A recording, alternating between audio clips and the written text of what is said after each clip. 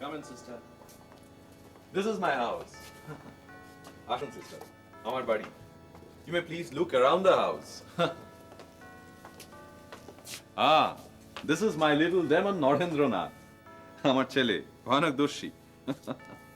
Come in. You're most welcome. Come in, please. This side. This way. দেখরা পাজি শয়তান মুখ পোড়াগুলো একেবারে আমাকে এখানে এনে ফেলেছে রে। উফ, একেবারে আছড়ে নিয়ে ফেলেছে। বাবারে বাবা, কোমরটায় যে বাড়ি খেলুম না। এই তুই হাসছিস? পেতনি শাঁকচুনি অলপে মেয়ে ছেলে। ও পিসি, মেম সাহেব সন্ন্যাসী ঠাকুরদের তুমি দেখোনি তো? কি ফর্সা গো, একেবারে ধপধপে। মর মুখে পোকা পড়বে তোর। তুই আবার সেই ফিরিঙ্গি মেম সাহেবের রূপকাহন গাইছিস? সে তুমি যাই বলো গে, ওদিকে কি হচ্ছে একবার গিয়ে দেখো। কি হচ্ছে? দাদাবাবু না সেই মেম সাহেবদের অন্দরমহলে নিয়ে গিয়ে বসিয়েছেন গো, আবার বৌদের সঙ্গে আলাপও করিয়ে দিয়েছে। হ্যাঁ, বলিস কি তুই? বউরা গেছে? যাবে না কেন, তেনারা আবার বাড়ির ভেতর গোছ গাছ করছেন গো। মেম সাহেবদের ঘর দৌড় পুজো পাঠ দেখাবেন। হ্যাঁ, পুজো পাঠ দেখাবেন কি রে? দাঁড়া, দেখাচ্ছি মজা। বাবারে বাবা, আমার কোমরটা একেবারে গেছে রে। ও যশো, তুই রাতের বেলা তেল গরম করে আমার কোমরে একটু মালিশ করে দিস না বাবা। কিরে তারক, তোর বউয়ের অত বার কিসের রে? আমি মানা করার পরও সে বার বাড়িতে যায়। কতগুলো মেরেচ্ছ মেয়ে মানুষের সঙ্গে, দাঁত বার করে হাসে। আমি শুনেছি। আমি নিজে যেখানে বলেছি যে মাঝের দরজায় খিল এঁটে থাকবি। আচ্ছা ঠিক আছে, এখন একটু চুপ করো তো। সারাদিন পর বাড়ি ফিরে এসে একটু শান্তিতে জিরন নিতে দাও। তার মানে তুই তোর বউকে শাসন করবি না? বলেছি তাই। এমন ভাব করছো না মা, যেন একেবারে সৃষ্টি ধ্বংস হয়ে গেছে। তেনারা যে আসবেন সে তো বিশ্বনাথ আমাকে বলেছিল। তা তোমার এত ব্যাগড়া জানলে আমি ওকে মানা করতুম। ও, তার মানে তুইও আছিস এর মধ্যে? আমার থাকা না থাকায় কি আছে? আমি কি দাঁড়িয়ে থেকে তেনাদের পো ধরেছি? এজমালি বাড়ি, এখন ও যদি কোনো অতিথি নিয়ে আসে আমি মানা করব কোন মুখে? তাছাড়া তুমি তো জানো আমি সমাজে যাই, সেখানকার বিস্তর লোকজন বিশ্বনাথেরও চেনা জানা। হুট করে না বলা যায়? শোন, ওসব যুক্তি টুক্তি আমি কিছু মানিনি। আমি একদিন ধরে তোদের কি শেখালাম? কি বলেছি না, ওরা যা বলবে আমরা তাতে সায় দেব না। মানে? ওরা যদি এখন বলে সূর্য পূর্ব দিকে ওঠে, আমরা বলবো পশ্চিম দিকে। ওরা যদি সাদা রঙকে সাদা বলে, আমরা বলবো কালো রং। ও মা, তোর হলো কি লো? কি গো ও বউডান, বলো এমন রঙ্গ দেখতে দোষ কি? লোকে সাহেব মেম সাহেব দেখতে রাস্তায় ভিড় করে, আর এ একেবারে বাড়ি এসে হাজির। কি গো, তুমি মেম সাহেবদের সঙ্গে কথাটা বললে নাকি? ও দিদি বলে আবার গলাটালা জড়িয়ে ধরনি তো? ও তোর বউয়ের মতো তো অবাধ্য নয়। সে কি গো, তুমি যাওনি? সকালে তো দুই বোন মিলেই একেবারে তাল তুলেছিলে। আমার মরতে বয়ে গেছে, যেখানে মা আমাকে বারণ করেছেন, আমি কেন যাব? হ্যাঁ, সে কি গো? তোমার বউ যখন আমাকে বলেছিল, আমি তখন তাকে পই করে মানা করেছিলাম, যাস নে। তা সে মুখ পুরি কি আমার কথা শুনলে? ভুবন এখন তার বড় সই কি না? কেন তুই মিছে কথা কইছিস? সে ঘরে যাবার কালে তুইও তো আমার সঙ্গে ছিলিস। তুই আমাকে কেমন হিড়ির করে টানলে? আমি কি তোর সঙ্গে গায়ের জোরে পারি? আমি তোকে হিড়ির করে টেনে নিয়ে গেছি? হ্যাঁ মা, আমি সত্যি বলছি, তোমার পা ছুঁয়ে বলছি। কিরে, তোরা তো বার কিসের রে? আবাগি শয়তানি মুখ পুরি, বল, মুখ ফুটে বল সে কথা। তবে কেন গেছিলি? এটা কি তোর বাপের বাড়ি পেয়েছিস যে ধিঙ্গিপনা করে বেড়াবি? সে ঘরে বিশ্বনাথের বউ, সে হলো গিয়ে রানী, আর আমি কেঁচকি বাঁধি। বলি, এ বাড়িতে যে দুবেলা ভাত পাস, সেটা বন্ধ হয়ে গেলে যাবি কোথায়? তোর বাপের বাড়ি? বাপের বাড়ির কীর্তন তো আমি জানি। মা, তোমাকে শরবত এনে দেবো, তুমি খাবে? হ্যাঁ, শরবত এনে আমার মাথায় ঢালো। শরবত খাবে? আমার সুখ দেখছো না? যাও গিয়ে ময়দা মাখো গে। ঠিক আছে মা। কি রে মেনি মুখ, চুপ করে আছিস যে? বড় বউকে শাসন করার ক্ষমতা নেই? কেমন পুরুষ মানুষ তুই? আর যদি তোর বাপ বেঁচে থাকতো আমার এই হাল হতো? পারতিস আমার কথার অবাধ্য হতে? কোথায় গেলে গো? আমার ছেলে কেন চলে গেলে? এইসব ছেলেদের হাতে তুমি আমায় রেখে গেলে। এখন এই বউদের দাসী বাঁধি হয়ে আমায় কাল কাটাতে হবে গো। তুমি আমায় নিয়ে গেলে না কেন গো? আমি যে আর পারি নে গো। মা চুপ করো মা, আমার ঘাট হয়েছে। চুমি নে তুই আমাকে, চুমি নে, দূরে যা। কি হচ্ছে কি এসব? চুপ করো। কেন গিয়েছিল?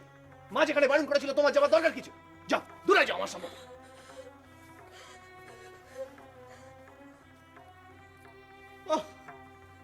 ভারী স্বস্তিতে রেখেছো তোমরা আমাকে। যাক বাবা, যাক, ছাড়। শোন, বল বাবা, এখন রাত্রিরে কি খাবি? লুচি না পরোটা? ভালো লাগছে না, বুঝলে তোমা, আর ভালো লাগছে না। তোমাদের জন্য এই সংসারটা আমার কাছে একেবারে অসহ্য হয়ে উঠেছে। ও, এখন সব দোষ গিয়ে পড়লো আমার। এভাবে হয় না মা, এভাবে হয় না। তুমি যেটা চাইছো সেটা এত তাড়াতাড়ি হয় না, সময় আরো গড়াতে দাও। আমি কি চাইছি বলতো? তোমার পেটের খবর আমি জানি নে মা। এই পৃথিবীতে আসার আগে আমি তো সেইখানেই ছিলাম। চুপ কর, দেয়ালেরও কান আছে। এই শোন, আইন টাইম ভালো করে দেখেছিস তো? এই ঘর দূরের শিকি ভাগ চুপ কর। হতে ওরা। চুপ করো। আমাদের এই সিমলেতে আগে সেই উপলক্ষেই আমার এখানে আসা। আমার সাথে এতক্ষণ সমাজের লোকজনেরাও ছিল। আমরা তাদের সঙ্গে দেখা করে বলে বুঝিয়ে এলুম। কারা বলুন তো মাতাল চক্র তৈরি করেছে? কি নাম বলুন তো মশাই? উনি আপনার সঙ্গে কথা কইছেন না? ও, আগে নাম জিজ্ঞেস করা হয়নি কারো, তবে ওই যাদের জন্য আপনাদের এই অঞ্চলকে অষ্টবসুর পাড়া বলা হয়ে থাকে। বুঝেছি বুঝেছি, ও বোসবাড়ির লোকজন সব মাতাল মাতাল, পাড় মাতাল। রঙ্গ যা করে এক একজন। আপনি আবার কথা কইছেন? বলবো না? না, আপনি জানেন উনি কে? আগে ব্রহ্মানন্দ কেশবচন্দ্র সেন। এই, একদম না, খবরদার। ধারে কাছে যাবেন না আপনি। আপনার বাতাস ওনার গায়ে লাগলে উনি অসুচি হয়ে যাবেন। এটা কি কথা বলছেন? কারণ আছে। যান, বসুন বসুন। হ্যাঁ, যে কথা হচ্ছিল, হ্যাঁ, ওদের মদ খাওয়ার মাতলা মতো এ শহরে বিখ্যাত। আপনি ঠিকই ঠাউরেছেন। ওই 8 জনের জন্য এই অঞ্চলটাকে মাতালের পাড়া বলা হয়। আপনি জানেন ওরা কি করে নেশা করে? হ্যাঁ, শুনেছি। একটা মাটির গামলাতে মদ ঢেলে সবাই একসঙ্গে বসেন, আর তারপরে খাগড়ার নল নিয়ে টানতে থাকেন। না না, শুধু তাই নয়, ওই মদের গামলায় একটি গোলাপ ফুল ফেলা থাকে। সবার আগে যে ওই ফুলটি নিজের নলের দিকে টেনে আনতে পারবেন তিনিই হবেন ওই পানমণ্ডলীর অধিপতি। তাকে বলা হবে সেদিনকার চক্রেশ্বর। আচ্ছা, ব্যাপারটাকে আপনাদের বিভৎস বলে মনে হয় না? মনে হলে কি হবে? মদ্যপান তো আজকাল আর মাতালদের মধ্যে সীমাবদ্ধ নেই। শিক্ষিত ভদ্রলোকেদের মধ্যেও এর অত্যন্ত বাড়াবাড়ি শুরু হয়েছে। এ তো কিছুই নয়, দিনে দিনে ঘুরে যাচ্ছেন। একদিন সন্ধ্যের পরে এসে দেখুন, ঘেন্নায় আপনার গা রি করবে। মনে হবে একটা আস্ত নরক। এই গোটা অঞ্চলটায় আপনি ভাবুন, ভদ্রলোকের শিক্ষিত ছেলেরা মদ খেয়ে বেহুশ হয়ে পগারের ধারে পড়ে থাকছে। কেউ বা আবার এই কাদা জলে নেমে গিয়ে, আচ্ছা, পগার মানে নর্দমাতে? হ্যাঁ, পাহারাওয়ালা আসলে উঠে লাফ মেরে দৌড়। ওই যে বলে না, পগার পার।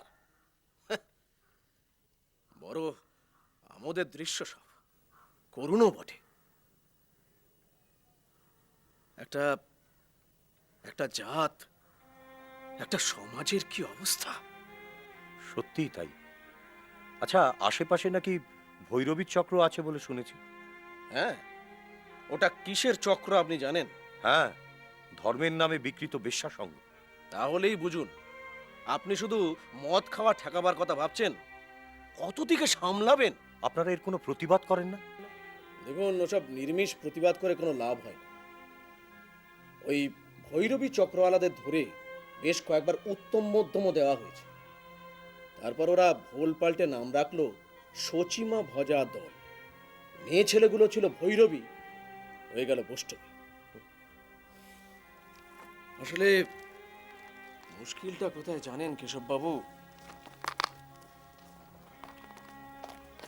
শিক্ষিত লোকজনেরাই তো এর মধ্যে রয়েছে, ছেলে ছোকরাদের জোগাড় করাটাও মুশকিল, কারণ তাদেরই বাবা কাকা এতে মেতেছে। আমি আমি তো তবুও বলবো যে নতুন জেনারেশনের মধ্যে কিছুটা বাছ বিচার আছে, কোনটা করা উচিত কোনটা করা উচিত নয় এসব আছে। কিন্তু কিন্তু যারা সামনের দিকে তাকিয়ে কিছু দেখতে পায় না, তারাই সবচেয়ে দায়িত্ব জ্ঞানহীন। হ্যাঁ, সেটা তো বুঝতেই পারছি। আসবার পথে দেখলুম একটা বাড়ির পুজোর ঘট বিসর্জন দিতে চলেছে নানা বয়সের ছেলেপুলে আর লোকজন। মনে হলো তারা একই পরিবারে। কদর্য অশ্লীল ভাষায় সব ওই পাঁচালি পড়তে পড়তে আর খেউর গাইতে গাইতে চলেছে, আর তাদের নেতৃত্ব দিচ্ছে প্রাচীন পিতামহ বয়সের একজন লোক। Total D generation. একটা একটা জাত শেষ হয়ে যাচ্ছে। এত সংস্কার, এত স্বার্থপরতা। আপনি ভাবুন, একটা লোক মরলে কেউ দাহ করতে যাবে না। কাদের মরা, বাপ কে, জাতি কি, গোত্র কি, তাদের বাড়িতে কেউ কোনোদিন কুলাচার ভেঙেছিল কিনা, কেউ কারোর জন্য নয়। মানুষের জন্য মানুষের কোনো দয়া মায়া মমতা বলে কিচ্ছু নেই। নিজের লোককে পর্যন্ত মানুষ ঠকাচ্ছে, অন্যায়ভাবে তার বিষয় সম্পত্তি গ্রাস করছে। আরে মশাই, আমার একটা বিহিত করুন, আপনি তো তখন থেকেই বক্তব্য দিয়ে যাচ্ছেন। আপনাকে আমি শেষ কথা বলে দিইনি? ফু, ও আবার হিসেব হলো, আমার যে এত পয়সা খসলো।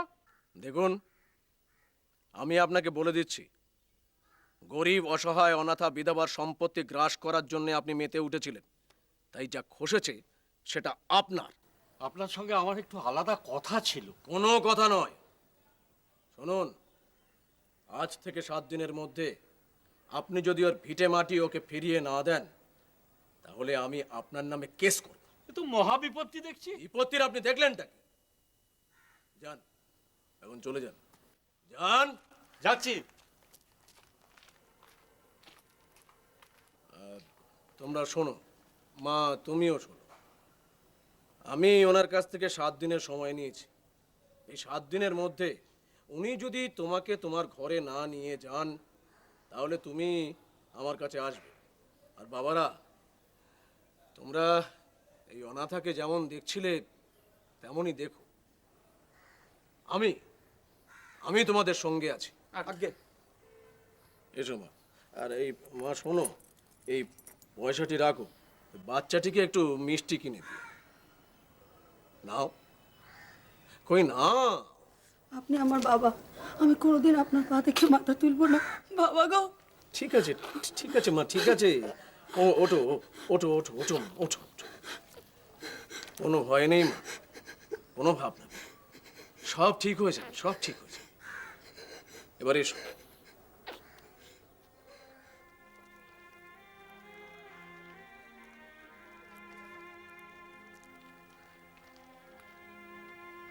এমন হাজার মেয়ের বাবা হতে চান ব্রহ্মানন্দ? আমি লাইন দাঁড় করিয়ে দেবো আপনার বাড়ির সামনে।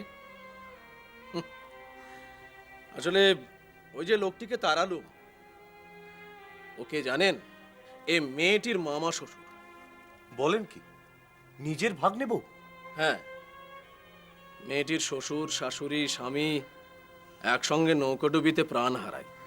তারপরেই সত্যি সত্যি ভাবা যায় না, সমাজটা আজ একেবারে একেবারে তলানিতে এসে ঠেকেছে। আচ্ছা, ওই মেয়েটির সঙ্গে যে 2টি যুবক ছিল, ওরা কারা? ওরা রক্তের কেউ নয়, প্রতিবেশী, ওই হিন্দু কলেজের ছাত্র। আপনাকে ওই যে বলছিলাম না, ছেলে ছোকরাদের মধ্যে এখনো কিছুটা সুস্থ স্বপ্ন আছে, বাছ বিচার আছে। আচ্ছা, ওদের নিশ্চয়ই কোনো স্বার্থ নেই? আছে, ওদের স্বার্থটুকুই তো আমাদের সমাজের আশা। ওদের ভেতরের সুকুমার বৃত্তিটুকু ওরা রক্ষা করতে চাইছে, আর সেটুকুই হচ্ছে ওদের স্বার্থ। A band of hope. মানে ওরাই আশার দল।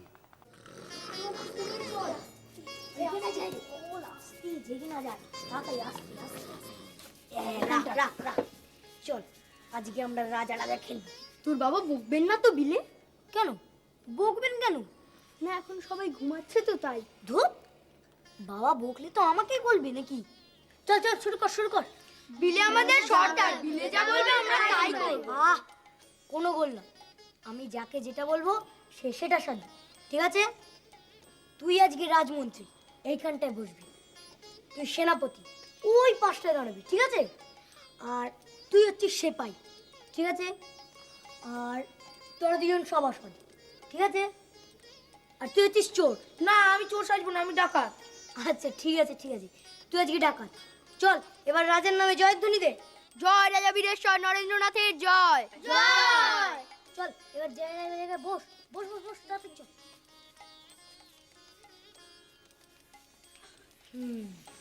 আচ্ছা তোর মহামন্ত্রী, রাজ্য সংবাদ কি? আজকে আপনার কৃপায় রামরাজ্য হয়ে উঠেছে।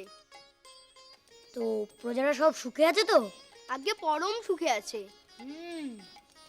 তো তোমরা কি বলো, তোমরা সুখে আছো? হ্যাঁ মহারাজ। মহারাজ ভূত ডাকাতরা খুব অত্যাচার করছে। আচ্ছা সেনাপতি। আজ্ঞে মহারাজ। ধরে আনো সেই ভূত ডাকাতকে। এক্ষুনি যাচ্ছি মহারাজ। সেপাই চলো। ভূত, ও ভূত বেরিয়ে আয়, মহারাজ তোকে ডাকছে। ভূত, ভূত বা ভূত বেরিয়ে আয়, মহারাজ তোকে ডাকছে। এই বাবা কি রে? বাবা কি? হ্যাঁ, চোর ডাকাতদের বাপ বলে ডাকা হয় বুঝি? এ তো যাচ্ছে তাই ব্যাপার। বুঝতেই পারছি প্রজারা খুব খারাপ আছে। আচ্ছা তোরা সেপাই আর সেনাপতি মিলে ওই ডাকাতের সঙ্গে সাথ করেছিস বুঝি? মহারাজ ওই তো ভূত। আমি ভূত ডাকাত। কি রাজসভার মধ্যে একটা ডাকাত বসে আছে? কে ওকে এই অধিকার দিল? তো সাংঘাতিক কথা, একটা সভাসদ সেজে একটা ডাকাত বসে আছে, তাও কিনা আবার রাজসভার মধ্যে। এ কি, এ দেশের হাল তো খুব খারাপ। তবেই বোঝো। সেনাপতি পাকড়ো, ওই ডাকাতের মুন্ডচ্ছেদ করো। ওরে বাবা রে, পালা পালা, ধর ধর ধর ধর ধর ধর ধর ধর ধর ধর। ওরে বাবা রে, এরকম মতো দেবে না, রোজ দুপুরবেলা এরকম করবে। এই এই তোদের খদ্দ নেই রে? হ্যাঁ দাঁড়া, আর সব কটাকে ধরে নিয়ে গিয়ে বাবুর কাছে না নিয়ে গেছি তো খুব বার বেড়েছে তোমাদের না। এই যে বিলে বাবু, তুমি এদের শাসন করো, তাহলে আমি কিন্তু এদের ছাড়বো না বলে রাখলাম। আচ্ছা আমি যতক্ষণ না এদের বলছি তুই ততক্ষণ কি বলবি গো? আমি হচ্ছি সম্রাট, দিন দুনিয়ার মালিক। আমি বাপু জামাইয়ের মতি বুঝছি না। বেশ তো চলছিল বাড়িতে পাঠশালা বসিয়ে, ঘরের মধ্যে চোখের সামনে থাকতো। এখন তাকে নিয়ে গিয়ে বিদ্যাসাগরের স্কুলে ভর্তি করবি? সেই ভালো। সেটার কষ্ট হবে না? কষ্ট কিসের? সেই সকালবেলা 4টে খেয়ে যাবে আর স্কুল ছুটির পরে আসবে। হ্যাঁ, অতক্ষণ খালি পেটে থাকবে। সকালে খেয়ে যাবে। আচ্ছা মা, তোমার কি মনে হয় আমি তোমার নাতিকে না খাইয়ে ঘরের বার করব? মাঝে অতক্ষণ? অতক্ষণ কোথায় গো, স্কুলে তো ইয়া বড় বড় জলের জ্বালা রয়েছে, তো জল তুলবে আর ঢক ঢক করে খাবে। ছি, ভারী মা হয়েছিস তুই। কেন গো, আমাকে দেখে তোমার কি মনে হয়? সৎ মা? আর দেখলে পোনা কথা বলিস না বাছা। সত্যি মা, তোমাকে নিয়ে হয়েছে ভারী মুশকিল। কেন রে? আচ্ছা, দেশে যেই এতগুলো স্কুল পাঠশালা টোল এসব খুলেছে, দেশের কত ছেলে তো সেখানে পড়াশোনা করতে যাচ্ছে, তো তারা কি সব ঘর ছাড়া ছেলে, না তাদের মারা তাদের না খাইয়ে ঘরের বার করছে? তারা আর আমার নাতি এক। তোমার নাতি আলাদা কিসের? তোমার নাতির কি আলাদা করে দুটো হাত পা রয়েছে? শোনো মা, আমি আমার ছেলেকে মানুষের মতো মানুষ করে গড়তে চাই। তোমার জামাইও তাই চান। ছেলে লেখাপড়া শিখে বড় হয়ে অ্যাটর্নি হবে, বাপের সাথ দেবে। এমনিতেই তো অনেক দেরি হয়ে গেছে, 8 বছর বয়স হলো। এখনো কি ঘরের পাঠশালাতে বসে ছেলে খেলা করে আঁকিবুকি কাটবে আর দোষীপানা করবে? ফেরবার গরু ছাগলের দলে মিশবে? ওভাবে কথা বলো না মা, ভগবান দোষ নেবেন। সব ছেলে মেয়ে তাদের বাপ মায়ের কোলকারা। তুমি গরু ছাগলের কথা বলছো মা? গরু ছাগলরা যখন তাদের ছানাপিনেকে কাছে টেনে আদর করে, গা চাটে, তখন তাদের চোখের ভাষা তুমি দেখেছো? আমরা জানান দিতে পারি, তারা পারে না। আর তাছাড়া আমি আমার বিলেকে দেশের মাটিতেই বড় করে গড়ে তুলতে চাই। তাকে অযথা আশকারা দিয়ে বা লাই দিয়ে সৃষ্টি ছাড়া কিছু করতে চাইনি। কেন বলো দেখি? জানি না বাপু। কারণ এখন আমরা ঘরে রয়েছি, ইচ্ছে করলে তোমার নাতিকে আমরা তুলোয় তুলে রাখতে পারি, কিন্তু যখন ও ঘরের বার হবে, 5টা কাজ করবে, 5জন লোকের সঙ্গে ওর আদান প্রদান হবে, তখন যে এই পৃথিবীর শক্ত মাটিতে ওকে পা রাখতে হবে মা। ওরও ঘুমনি, তখন কি তোমার নাতিকে তুমি সঙ্গ দেবে? আমি কিন্তু যেতে পারবো না বাপু। মাগো, আমার ছেলেকে নিয়ে যে আমার অনেক স্বপ্ন মা, ওকে আমি অনেক বড় দেখতে চাই, অনেক, ওই আকাশ ধরো ধরো। বাহ, মা কি বলছেন? বলছেন ছেলেকে যে স্কুলে ভর্তি করছিস, ছেলে সারাদিন খাবে কি? তারপর কি গরু ছাগলের দলে নাম লেখাবে? উনি কি জানেন কার স্কুলে ভর্তি হয়েছে ও? তুমিই বলো না। বিদ্যাসাগর মশাইয়ের মেট্রোপলিটন স্কুলে। সেখানে গিয়ে বিধবা বিবাহ শিখবে? মা, তোমার মুখে যেন কিছুই আটকায় না। বহু বিবাহ রদ শিখবে। ধরুন আমি আপনার মেয়েকে ঘরে রেখে আরো 2-1টা বিয়ে করলাম, যেমন আরো অনেকে করে থাকে। ও ঘরে ফিরে তার প্রতিবাদ করবে। তুমি যে কি না। না না, আমি বলছিলাম, তুমি থামলে? আহা, ও তো বলতেই পারে যে বাবা তোমার একটা বউ থাকতে আবার আরেকটা বিয়ে করছো। আমার দিদিমা কত কষ্ট করে তার মেয়ের সঙ্গে তোমার বিয়ে দিয়েছে। তোমাকে নিয়ে পারি না বাবু। তা তুমি কি সেরকম কিছু ভাবছো নাকি বাবা? না না না, বিলে তাতে মত দেবে না। আমার ছেলে কি না, অন্য কারো ছেলে হলে নাচতে নাচতে বাপের বিয়েতে বরযাত্রী খেতে যেত। আমি শুধুমাত্র সম্ভাবনাগুলোর কথা বলছি। আরো অনেক কিছু শিখবে সে। বিদ্যাসাগর মশাইয়ের কাছে কি শেখার রসদ কম? মায়ের জন্য বর্ষার নদী সাঁতরে পার হতে শিখবে, মানুষের কষ্টে কাঁদতে শিখবে, দান ধ্যান শিখবে, অন্যায়ের প্রতিবাদ করতে শিখবে। এখানে সে রাজা রাজা খেলে, সেখানে সে সাজা রাজা নয়, সত্যিকারের রাজা হবে, মহারাজা হবে। তুমি তো খুব দুষ্টু ছিলে। আমি খেলতে ভালোবাসি। হ্যাঁ শোনো, যারা দুষ্টু তারাই কিন্তু শুধু খেলে। আমি পড়িও। হ্যাঁ, কি পারবেন ওর সঙ্গে আপনি? ওর সেই ছোট্ট বেলায়, তখন ও এইটুকুন প্রায়, আমি তোমাদের বাড়িতে গিয়েছিলাম, কি সব যেন ভাঙছিলে তখন, মনে আছে? শুনলে তোমার ছোটবেলার দুষ্টুমির কথা? এখানে যদি তুমি দুষ্টুমি করো তাহলে মাস্টার মশাইরা কিন্তু খুব রাগ করবেন। যাকে শোনো, আমি ওকে আমাদের ওই 9th ক্লাসে ভর্তি করে নিচ্ছি, কেমন? বেশ, আপনি যেমন ভালো বোঝেন। আমি আপনার হাতে ওকে দিয়ে গেলাম। ভালো ছেলে, ভেরি গুড বয়। আচ্ছা বাবা, এই স্কুলের কি নাম বলো তো? Metropolitan institution. বাহ বাহ, এই স্কুলের খুব যশ, জানো তো? কেন বলো দেখি? বিদ্যাসাগর মশাইয়ের স্কুল বলে। হ্যাঁ, ভেরি গুড, ফুল মার্কস। চল বাবা, তোকে আমি ক্লাসে বসিয়ে দিয়ে আসি, চল। তোমরা দুজন কথা বলো। ও হ্যাঁ, ওনার সঙ্গে কি তোমার আগে পরিচয় ছিল? আগে না, তবে আমি ওনাকে চিনি। উনি জাস্টিস দ্বারকানাথ মিত্র। তো বেশ, তোমরা কথা বলো, হ্যাঁ আমি আসছি, চল বাবু। থাক থাক, এসবের কি প্রয়োজন? আমায় ক্ষমা করবেন, আমার আগেই আপনার পায়ের ধুলো নেওয়া উচিত ছিল। তবে আমি অপেক্ষা করছিলাম বিদ্যাসাগর মশাই আপনার সঙ্গে আমার আলাপ করিয়ে দেবে বলে। আপনি মহান শিক্ষাবিদ, আর আমি শুনেছি আপনি স্কুলের পরিচালন সমিতিতেও যোগ দিচ্ছেন। সে খবরও তাহলে আছে তোমার কাছে? হ্যাঁ, বিদ্যাসাগর মশাই আমায় বলেছেন। হ্যাঁ, ওনারও তাই ইচ্ছে। ভালোই তো, আপনাদের মতন মানুষজন যত এগিয়ে আসেন সমাজে তত মঙ্গল। সমাজের যা অবস্থা, তাতে সত্যিকারের মঙ্গল হবে তো ইয়াং ম্যান? কেন, আপনি এ কথা কেন বলছেন? তুমি তো সিমলের দত্ত বাড়ির ছেলে।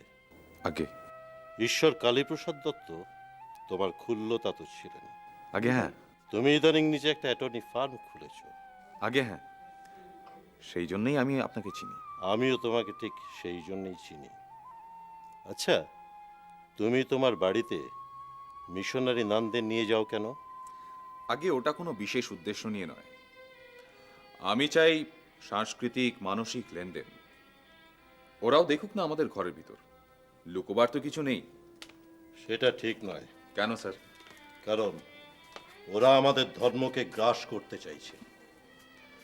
যে ধর্মকে অত সহজে গ্রাস করা যায়, সে ধর্ম কি কোনো ধর্ম? এটাও কিন্তু ভাববার কথা জজ সাহেব।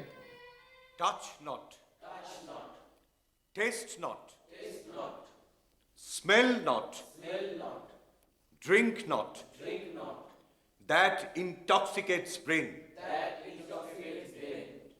বিজয় কৃষ্ণ,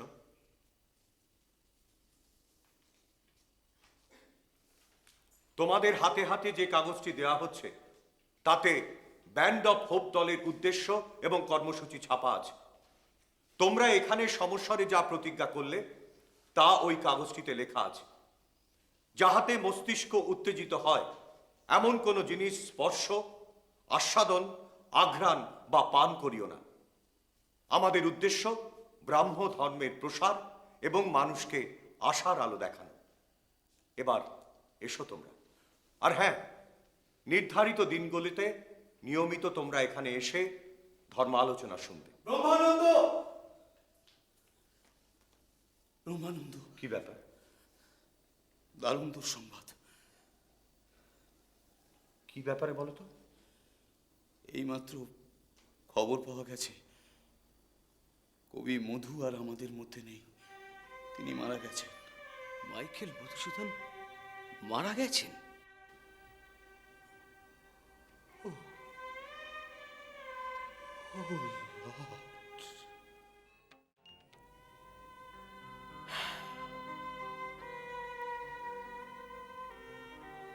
ইন্দ্রপতন হয়ে গেল দামশাই, ইন্দ্রপতন হয়ে গেল।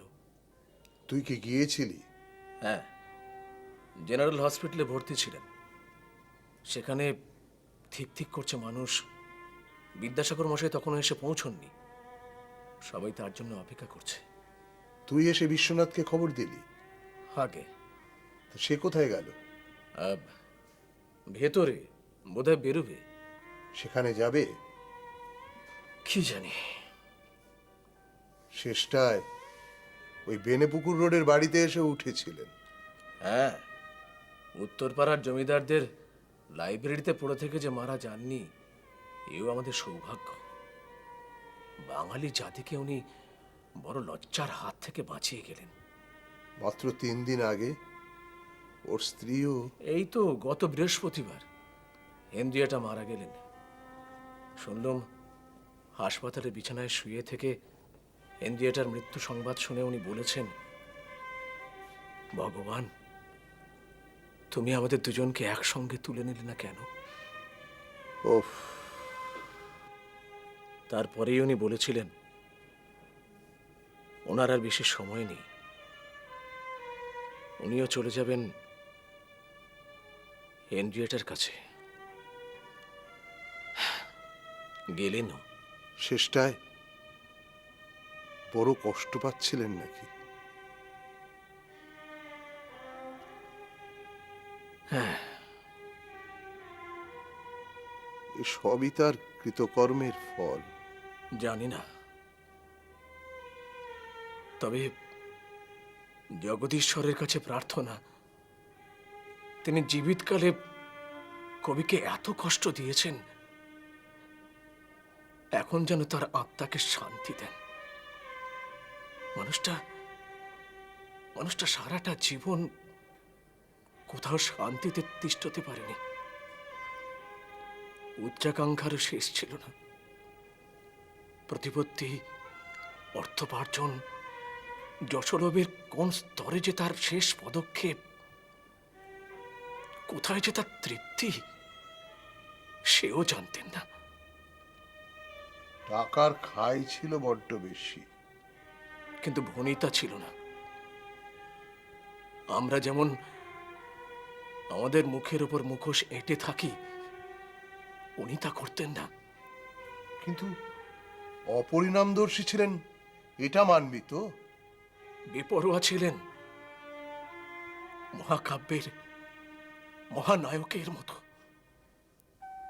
না দামশাই, কম বলা হলো। রূপকথার রাজপুত্রের মতো। বাঙালির মিথ ছিলেন, এমনটি দ্বিতীয় আর কেউ আসবে না, কেউ না। 4 বছরের ছোট ছিল আমার থেকে, বন্ধু বলতো আমাকে, নাম ধরেও ডাকতো।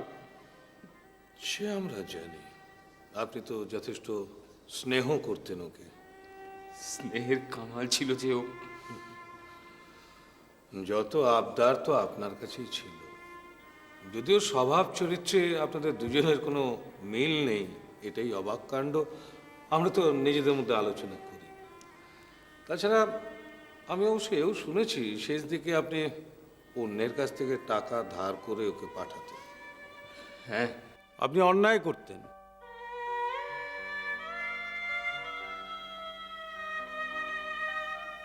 না মানে কথাটা ওভাবে না বলে এটা অবশ্য বলা যায়, অনেক আগে ওকে আপনার আটকানো উচিত ছিল। আপনার কথা তো উনি ফেলে দিতে পারতেন না।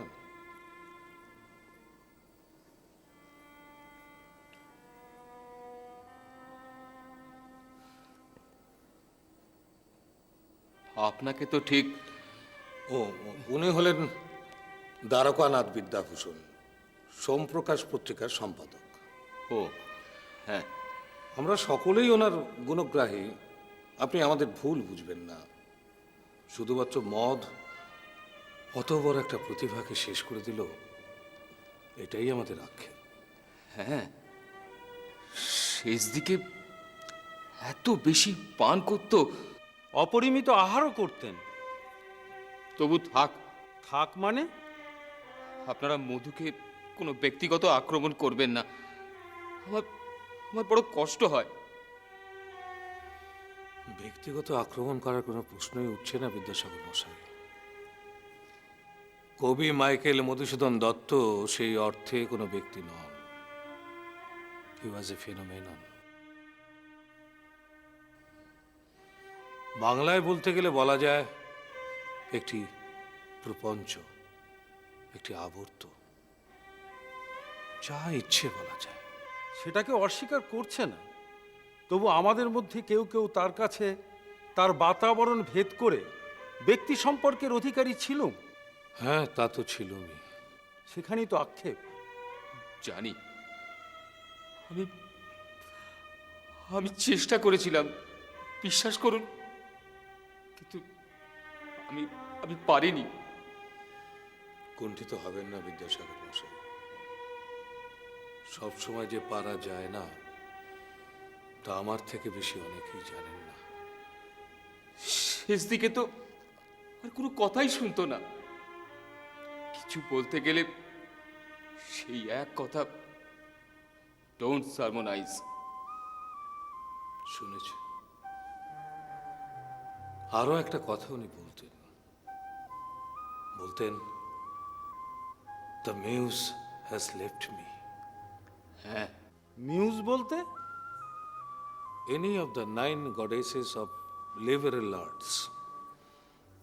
কাব্যাদির অধিষ্ঠাত্রী 9 জন গ্রিক দেবীর যে কোনো একজনকে মিউজ বলা হয়। গ্রিক দেবী? হ্যাঁ, এই যে একটু আগেই বলছিলাম না, হি ওয়াজ এ ফেনোমেনন। আমাদের ভারতীয় সভ্যতা সংস্কৃতিতে এই যে ইউরোপীয় কলোনাইজেশন, আমাদের শিল্পে সাহিত্যে এই যে অবাঞ্ছিত বিজাতীয় মনন, আমাদের জাগরণে, নিদ্রায়, এমনকি স্বপ্নেও, এই সবই তার প্রকাশ। কবি মাইকেল মধুসূদনকে আমরা সরস্বতীর বরপুত্র বলি। কথাটা মিথ্যে নয়, তার দৃষ্টান্ত অনেক। কি অসাধারণ উন্মেষ বাংলার কাব্য সাহিত্যে, কি বিচ্ছুরণ, চোখ ধাঁধিয়ে যায়। বিদ্যাসাগর মশাই, আপনার এই কান্না আমার বুকের মাঝেও আছে। এই যে কেশব ইংল্যান্ডে গেল, থাক। হ্যাঁ, এখন থাক। আপনারা যাবেন, মধুর শোক সভায় আপনারা যাবেন। নিশ্চয় যাব। মস্ত কবি ছিলেন এই মধু দত্ত। সারা দেশ জুড়ে তার কত নাম। মাইকেল কেন? নামের আগে শ্রী বা শ্রীযুক্ত নাই? উনি খ্রিস্ট ধর্ম নিয়েছিলেন যে, তারাই ওকে ওই নাম দেয়। পুরো নাম মাইকেল মধুসূদন দত্ত। তুমি বড় হও, ওর লেখা অনেক কবিতা নাটক তুমি পড়বে। তুমি জানো উনি বাংলা ভাষায় অমিত্রাক্ষর ছন্দ নামে একটি ছন্দ আবিষ্কার করেন। এটি তার কীর্তি। তাছাড়াও ইংরেজিতে উনি অনেক কবিতা লিখেছেন। তার একটি বিখ্যাত কাব্য দ্য ক্যাপটিভ লেডি, তুমি সব পড়বে। এই তো বললি ইংরেজিতে লেখা। তাতে কি, তুমি তো ইংরেজি শিখছো। বিদ্যাসাগর মশাই বললেন যে তুমি ইংরেজি বিভাগে ভর্তি হয়েছ। তুমি জানো মাইকেল মধুসূদন দত্ত কত ভালো ইংরেজি জানতেন? কি হলো, তুমি ওরকমভাবে দাঁড়িয়ে আছো কেন? যাও গিয়ে পড়তে বসো। কিরে, আমার কাছে তো খুব গোঁ ধরেছিলিস, এবার তো বাবাকে বল। কি বলবে? কি আবার বলবে? পাগলের মাথায় ভূত চেপেছে। কিরকম? কিরে, চুপ করে আছিস কেন? বাবাকে বল। কি বলবে বলো। আমি ইংরেজি ভাষা শিখবো না। কেন? কেন? বিদেশি ভাষা তাই। তাতে কি? না, ইংরেজরা ভালো নয়। কি করে বুঝলে? ওরা আমাদের দেশ দখল করেছে। কে শেখাচ্ছে তোমায় এসব কথা? সবাই বলে, তুমিও বলো। ওরা আমাদের দেশ লুট করতে এসেছে। সেদিন বড় মামাও বলেছে। কৈলাস বাবু? হ্যাঁ। আর কি বলেছেন? ইংরেজদের এদেশ থেকে তাড়াতে হবে, তাই আমি ওদের ভাষা শিখবো না। তাহলে তুমি বড় মোটা মোটা বই পড়বে কি করে? কেন? আমাদের ভাষাতে পড়বো। আমাদের ভাষাতে তো সেসব বই এখনো লেখা হয়নি। শোনো বাবা, ইংরেজি তোমাকে শিখতেই হবে। ইংরেজি না শিখলে তুমি কিছুতেই বড় হতে পারবে না। তুমি বড় হয়ে যাই হতে চাও না কেন, অ্যাটর্নি, ইঞ্জিনিয়ার, ডাক্তার, ইংরেজি না শিখলে কোনোটাই হতে পারবে না তুমি। ইংরেজি ভাষাটা হচ্ছে গেটওয়ে টু নলেজ। জ্ঞান, বিজ্ঞান, দর্শন সব যে ইংরেজি ভাষাতে লেখা। ইংরেজরা হচ্ছে পৃথিবীর উন্নততম জাত। আমি ইংরেজি শিখবো না। সে কি?